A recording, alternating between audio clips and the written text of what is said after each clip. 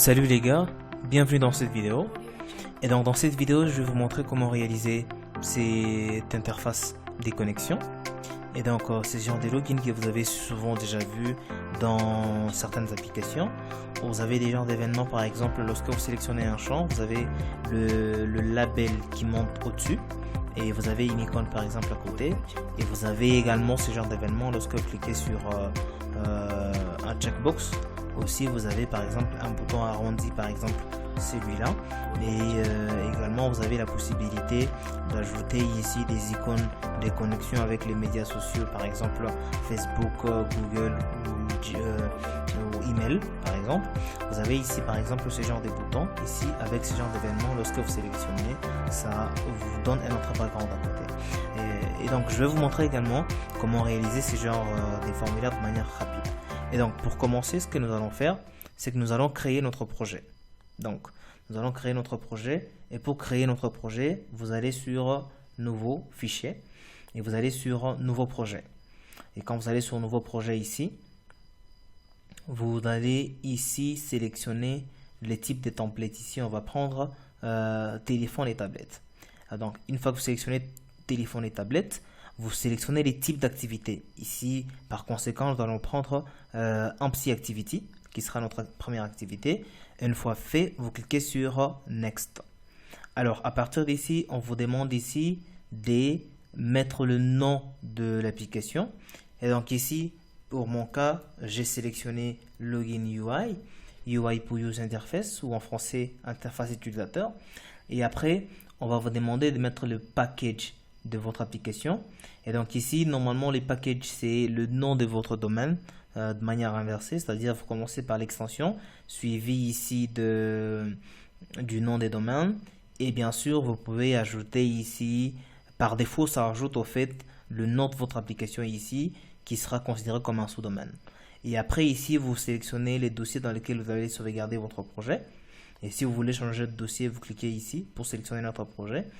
Et à partir d'ici, vous avez le langage de programmation.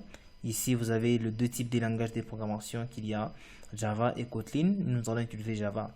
Et après, vous avez le minimum SDK. Alors, minimum SDK ici, c'est-à-dire à partir de quelle version Android votre application sera compatible.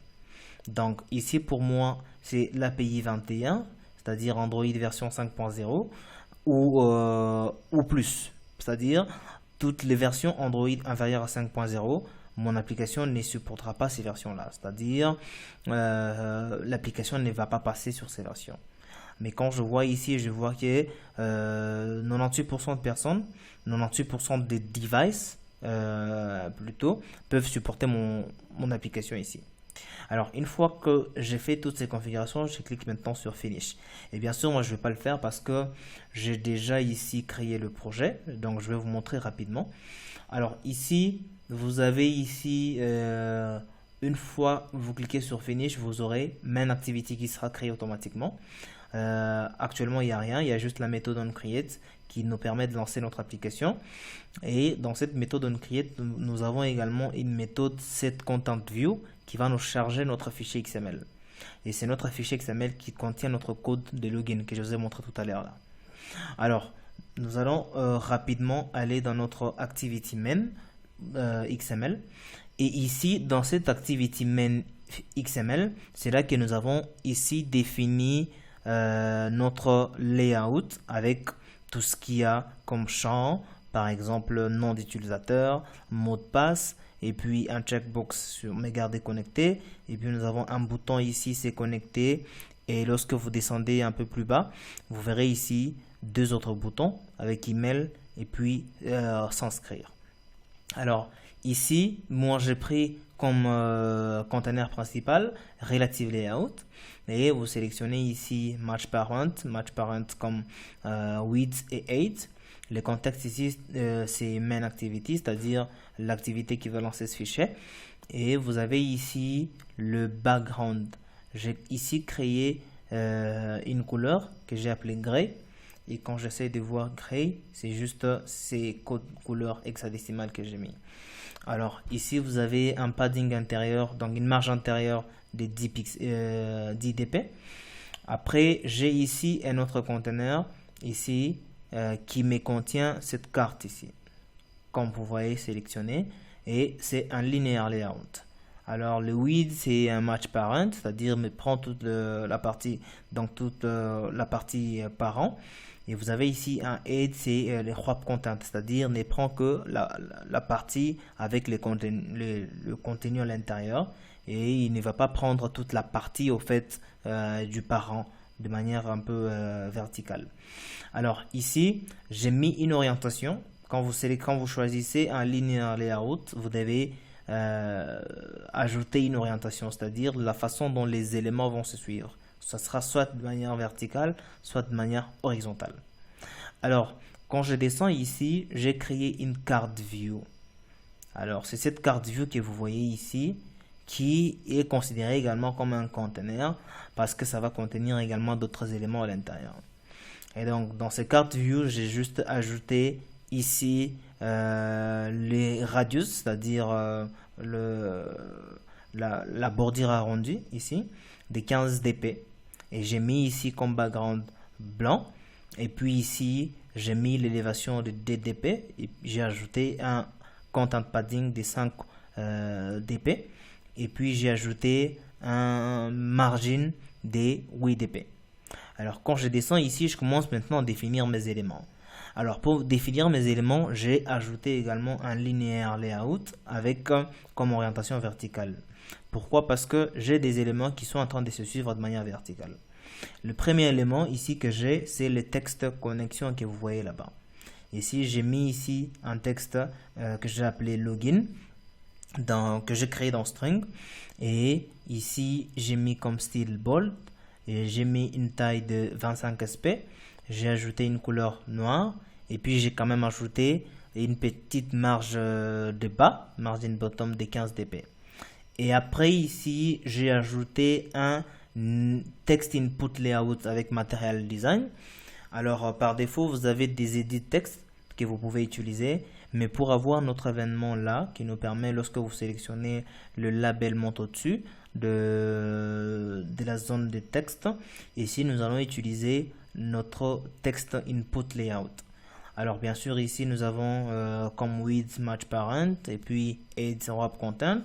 Nous avons ici le text color int, ici qui est le noir, c'est-à-dire c'est la couleur que vous voyez non utilisateur dans la zone de texte.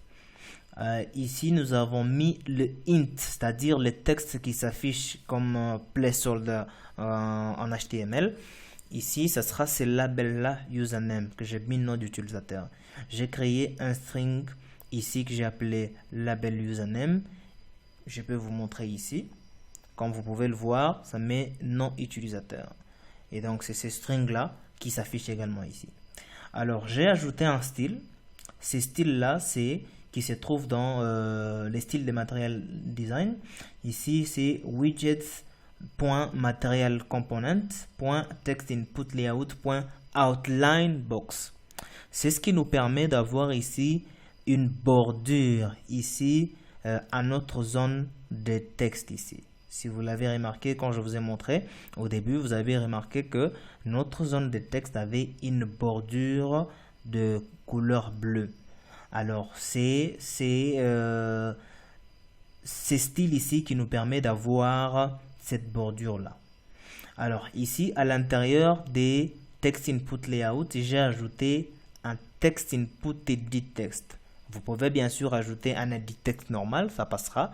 Mais ici, j'ai ajouté un text input edit text des Material Design. Alors ici, vous avez j'ai ajouté un ID qui est le username. J'ai mis le max line à 1, c'est-à-dire qu'on ne va pas mettre plus de lignes à part une seule ligne seulement. J'ai ajouté les types d'input, ça sera du texte qu'on va saisir à l'intérieur.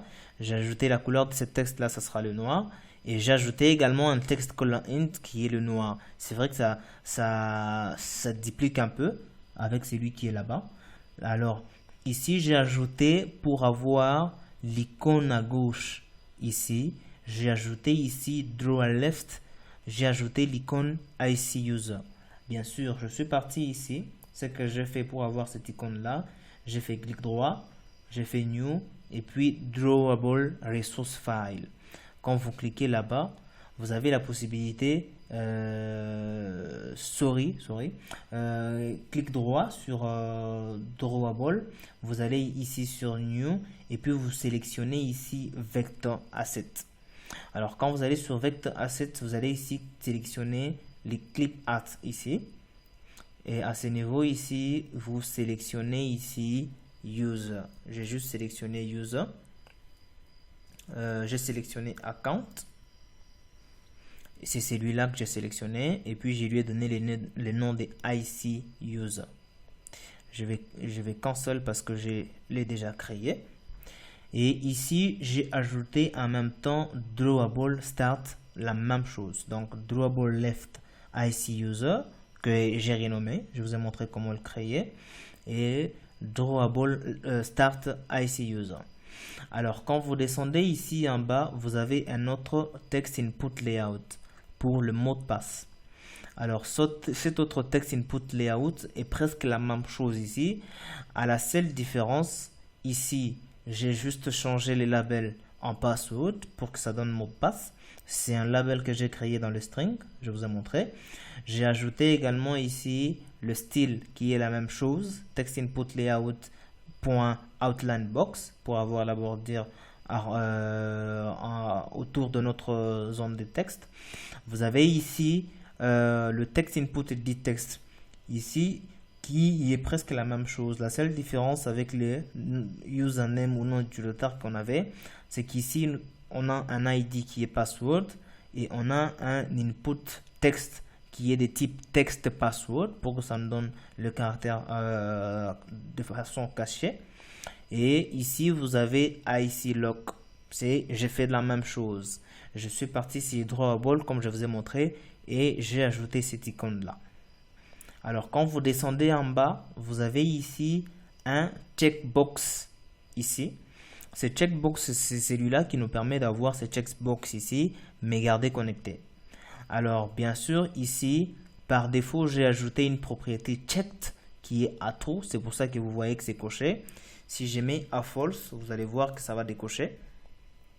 Ok, comme vous pouvez voir, mais j'ai mis à true, comme c'était. Et ici, j'ai ajouté un style de Material Design. J'ai ajouté ici un style widget.ap.checkbox. Alors, ces styles ici, vous pouvez les trouver dans Value. Vous descendez sur Theme et vous allez dans Themes. Et à partir d'ici, vous allez voir que j'ai ajouté ici un style que j'ai appelé widget.ap.checkbox et c'est widget materialize component.compound button checkbox. Alors, c'est ces styles ici avec une couleur primary color ici qui nous donne l'effet que vous allez voir ici sur ces checkbox là. Après, j'ai ajouté ici un bouton. Donc, Android widget.button. J'ai ajouté ici l'ID de ces boutons là. Et j'ai ajouté une marge au-dessus de 10 dp. J'ai ajouté ici le background me permettant de créer la bordure ici à côté. Alors, je vais vous montrer comment j'ai ajouté ces backgrounds là. Ici, vous allez aller dans Drawable et vous créez ici un nouveau fichier Drawable Resource. Donc ici, vous allez sur New, Drawable Resource File et ici, vous allez mettre ici le nom de votre ressource. Alors, je ne vais pas le créer parce que je l'ai déjà fait. Je vous montre. Il s'appelle ici, comme vous pouvez le voir, BG Button Login. Alors, quand vous allez sur BG Button Login ici, vous allez voir que j'ai ajouté un selector. Alors, ce selector ici, il nous prend un namespace Android par défaut. Ici, comme vous pouvez le voir, schema.android.com apk res Android. Alors, ici, j'ai des items à l'intérieur. Le premier item ici, vous allez voir qu'il a un état state pressed true. C'est-à-dire, celui-là va afficher ici la couleur bleue lorsqu'on va appuyer sur les boutons. À l'intérieur, ici, j'ai donné une forme ici avec shape, avec la propriété shape qui est rectangle. Vous avez d'autres valeurs que vous pouvez mettre, par exemple ovale et autres. Vous avez ici maintenant la couleur en question.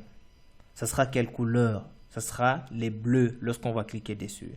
J'ai ajouté ici la bordure arrondie. J'ai ajouté ici bordure arrondie de 50 dp. Alors, quand je descends ici, l'événement normal, lorsqu'on ne clique pas sur les boutons, vous avez ici un rectangle qui a par défaut une couleur bleue, qui a une bordure arrondie de 50 dp et qui a ici la bordure autour du bouton avec la couleur bleue et avec comme width 1 dp. Alors, comme vous pouvez le voir ici, c'est cette bordure-là bleue que vous voyez autour de ces boutons. Alors, bien sûr, après, j'ai fermé les cartes view ici et j'ai ajouté tout en bas ici, comme vous l'avez vu, j'ai ajouté un autre linear layout. Alors, la différence ici, c'est que celui-là, je lui ai dit qu'il va s'aligner par rapport aux parents tout en bas. C'est pour ça que j'ai ajouté ici la propriété layout align parent bottom true. Alors ici, en ajoutant cette propriété dans un relative layout, ça va prendre tous ces containers, ça va le mettre vers le bas de votre écran. Alors ici, j'ai ajouté un padding, donc une marge intérieure de 15 dp. Et à l'intérieur, ce que j'ai fait, je crée un autre container. Un autre container ici. Pourquoi? Parce que j'aurai la possibilité de pouvoir ajouter des floating action buttons. C'est les boutons que vous voyez ici en rouge ici. Alors ici, j'ai ajouté ces containers avec comme orientation horizontale pour vous montrer comment est-ce que je peux ajouter un autre bouton. Ce que je peux faire, c'est par exemple copier ces floating action buttons des Material Design. Je les copie et je les colle ici. Alors à partir d'ici, ce que je fais, ce que je change ici, je peux mettre par exemple ici Facebook, par exemple. Ok. Et ici, je peux changer par exemple la couleur. Je peux changer par exemple, je peux prendre cette couleur là. Alors vous allez voir que ça a changé des backgrounds. Ok. Et à partir d'ici, j'ai la possibilité d'ajouter par exemple ici la taille de ces boutons. Et donc après ça, je peux ajouter un autre bouton. Je peux ajouter autant de boutons que je veux. Mais je peux en avoir 3 par exemple ici. Alors si vous voyez, l'autre bouton que je viens d'ajouter vient de se placer à côté du premier bouton. Pourquoi? Parce que j'ai une orientation ici horizontale, c'est-à-dire tous les éléments que je vais mettre à l'intérieur ici vont se placer de manière horizontale. Alors après, j'ai ajouté un dernier bouton ici, s'inscrire, que vous voyez en bas ici. Je lui ai donné un ID ici, button sign up, et puis j'ai ajouté une marge supérieure des 5 dp. Et je lui ai également ajouté un background ici qui lui permet d'avoir par défaut un background de couleur bleue et un bouton qui est arrondi.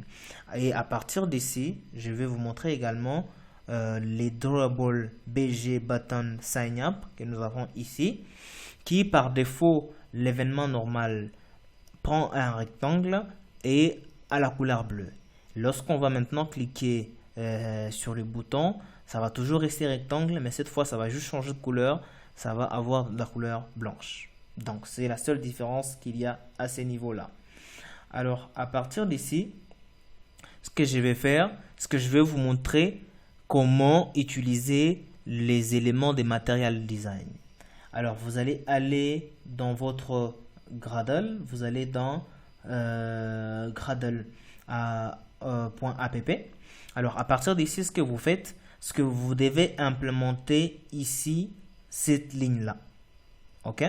Vous ajoutez cette ligne implementation comme .google.android.material, .material avec cette version ou une version supérieure. Ça dépendra du moment où vous suivez cette vidéo.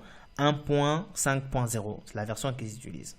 Alors, c'est cette implémentation ici qui va vous permettre d'utiliser tous les éléments matériels design que nous avons utilisés dans ce code ici.